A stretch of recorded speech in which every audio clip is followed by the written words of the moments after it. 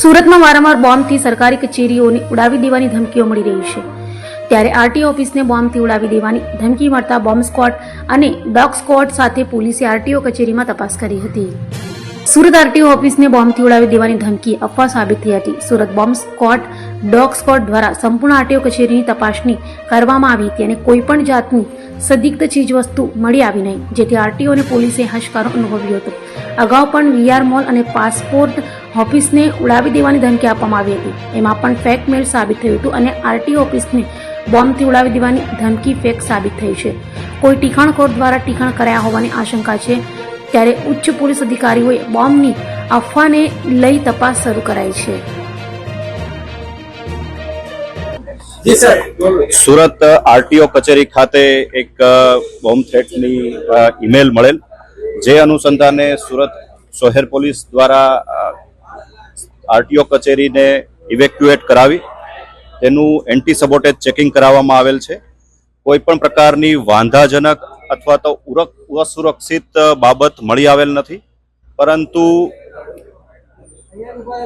એક સુરક્ષાના ભાગરૂપે સમગ્ર કાર્યવાહી એસઓપી મુજબ કરવામાં આવેલ છે અને આજના દિવસમાં પ્રોપર ચેકિંગ ફ્રિસ્કિંગ સાથે તમામ આરટીઓના અરજદારોને એન્ટ્રી પણ આપવાની કાર્યવાહી હાલ ચાલુ કરવામાં આવેલ છે.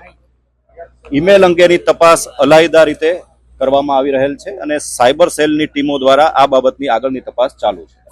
ઈમેલ ક્યાંથી મળ્યો?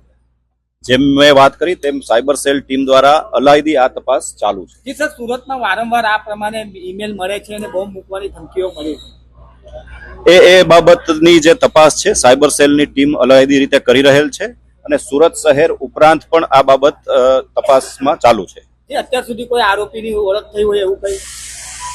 હાલ પૂરતું કચેરીને ઇવેક્યુએટ કરી અને સ્ટાન્ડર્ડ ઓપરેટિંગ પ્રોસિજર મુજબ કોઈ પણ પ્રકારની વાંધાજનક બાબત મળી આવે નહીં અને તે અંગેની તમામ તકેદારીના ભાગરૂપે એન્ટી સબોટેજ ચેકિંગની કાર્યવાહી હાથ ધરેલ છે અને જનતાને સુરક્ષિત રીતે કામગીરી સુચારુ રૂપે થઈ શકે તે માટેના પ્રથમ પ્રયત્નો કરવામાં આવેલ છે અને કોઈ પણ પ્રકારની અસુરક્ષિત વસ્તુ અથવા તો એવી બાબત ધ્યાન પર આવેલ નથી અને લોકોમાં કોઈ પણ પ્રકારના ભય અથવા તો એ પ્રકારનો માહોલ સર્જાય તેવી પરિસ્થિતિ પણ નથી.